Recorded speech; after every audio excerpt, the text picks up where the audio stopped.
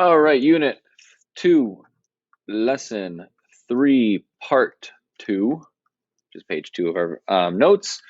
Finding slope given 2 points. We're just going to go through a couple more examples here.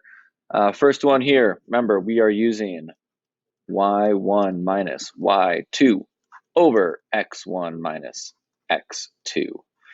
And remember, ordered pairs are written as x, y. We're given 2 points. I'm going to say this is our point 1, and this is our point 2. It actually doesn't matter which ones you pick as point 1 and point 2. You'll get the same slope in the end. So it's up to you. You pick which ones you want. Just remain consistent. If this is point 1, this is always point 1. If this is point 2, this is always point 2. Don't flip-flop. Okay? So our problem goes y1, 7, minus y2, negative 4, over x1, negative 4, minus x2, negative 6. Simplify it out. 7 plus 4 over negative 4 plus 6. 7 plus 4 is 11. Negative 4 plus 6 is 2. That's as far as it goes, so my slope is 11 over 2. That's it. That's how you can do it. I do want to note that you could, if you're struggling, change this into a table instead. So if I'm really struggling with this formula, what I could do is I can make an XY table. If I make an XY table, I put my points in there. My first one is negative 4 and 7. My second one, negative 6, negative 4. And we can do what our lesson 2 was about, which is finding the slope given a table. So you want to check your change in y. Remember our change in y over our change in x. 7 to negative 4 is minus 11. Negative 4 to negative 6 is minus 2. My change in y is negative 11 over negative 2. And that just simplifies down to 11 over 2, which, if you notice, is our same answer. So again, if the 2-point formula is giving you problems, convert to a table. You can do it that way. And if that's giving you problems, convert it to a graph. Graph these 2 points, find your slope. And if all 3 of them are giving you problems, let me know. We'll practice. One more here. Try to do it on your own. Pause the video. See if you can figure out what the slope is given point 1 and point 2 using the formula. Okay. y1, 8 minus y2, 16. 8 minus 16. x1, x2, 20 minus 9. 8 minus 16 is negative 8.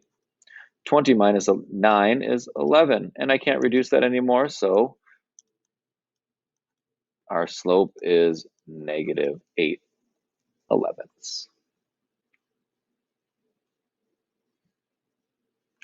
Okay.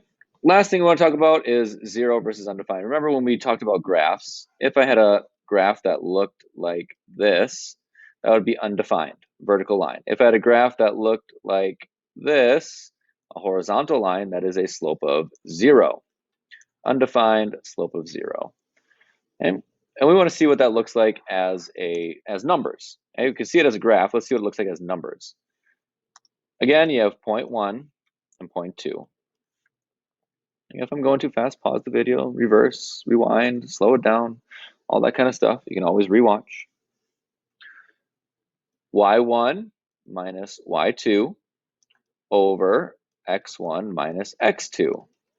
Negative 1 minus 5 is negative 6. 7 minus 7 is 0. We cannot do that. Cannot do this. Okay? And this is what creates a undefined slope. If you divide by 0, your slope is always going to be undefined.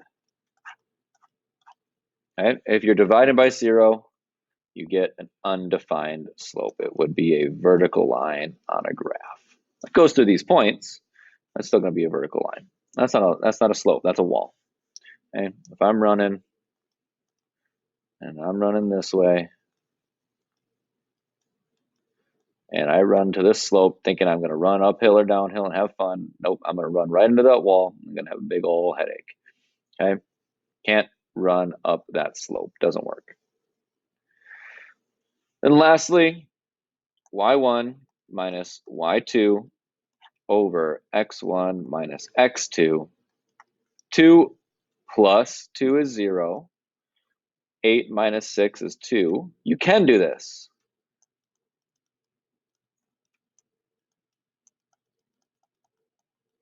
I can do this. I can do 0 divided by a number. 0 divided by any number is just 0.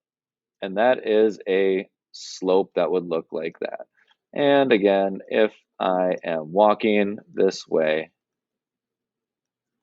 that's a nice leisurely stroll. I can have my headphones in, not really paying attention, walking nice and calm, sniffing the flowers, enjoying the sunshine, watching the birds in the sky. It's a nice, easy walk. Don't come home with a headache. This one up here, headache.